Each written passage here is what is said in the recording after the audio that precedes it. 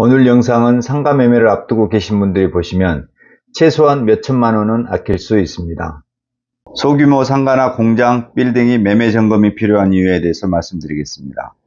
안녕하세요. 저는 현재 수원에 위치한 우리기술사 사무소를 운영 중이며 법원 공사비 감정 및 수원시 건설심의위원으로 활동 중인 이길범입니다.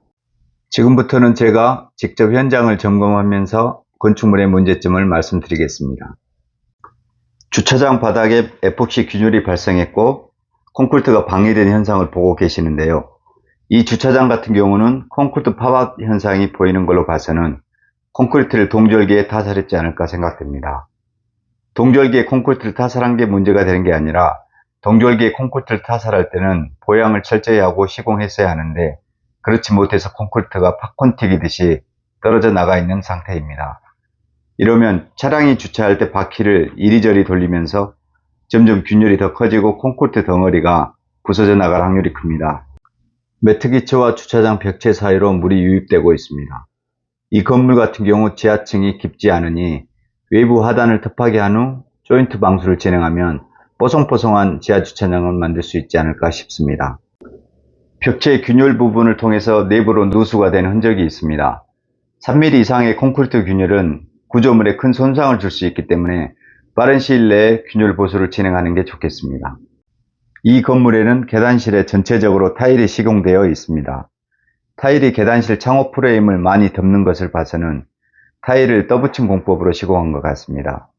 타일이 박리된 부분이 저렇게 작게 보이지만 실제는 주변부 많은 부분으로 박리가 일어나 있습니다.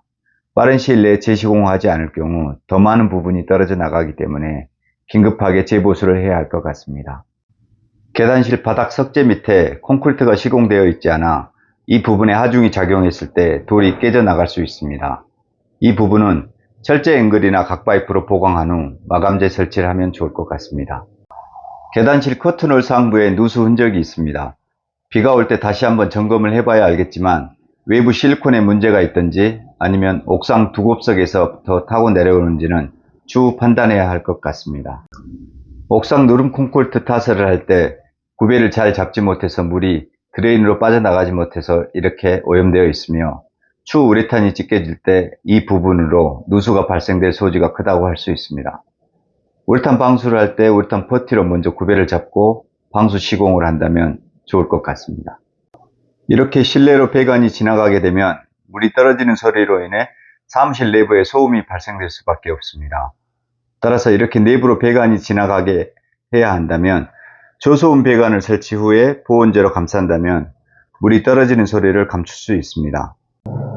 외부 계단에 석재 시공을 할 경우 바닥 석재는 거친 마감을 해야 하는데 이 계단에는 잔다듬으로 면을 평활하게 시공하였습니다.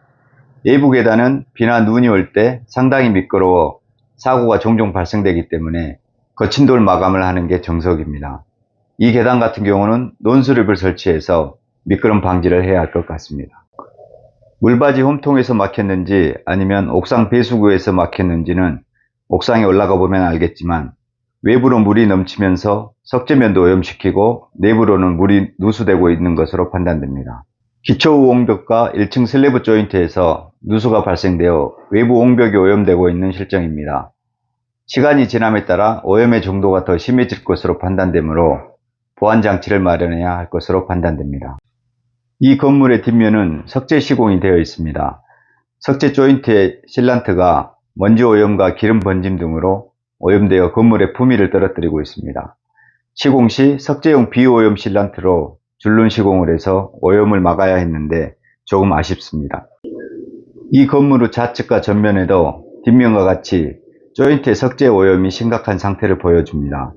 다만 전면은 어두운 계열의 석재와 커튼홀 칼라로 인해 실란트 오염이 감춰져 보입니다. 위의 하자 사항들을 공사했을 경우 약 2억 정도 공사비가 나올 것으로 판단됩니다. 따라서 건물 매수 시 매도인에게 먼저 공사를 요청하시고 매수하시는 것을 추천드립니다. 제 지인 같은 경우도 동영상에 보이는 이 공장 매매 점검을 통해서 1억 5천 정도 내고를 하고 입주를 하여 큰 만족을 하고 있습니다. 오늘 영상에서도 보신 것과 같이 건물 매매 점검을 할 때 일반인들이 생각하시는 것보다 그 이상으로 꼼꼼하게 점검해야 할 일이 많습니다. 이런 문제를 해결하기 위해서는 저 같은 빌딩 인스펙터를 고용하여 꼼꼼하게 체크 후에 입주하시기를 추천드리겠습니다. 끝까지 영상 시청해 주셔서 감사드립니다.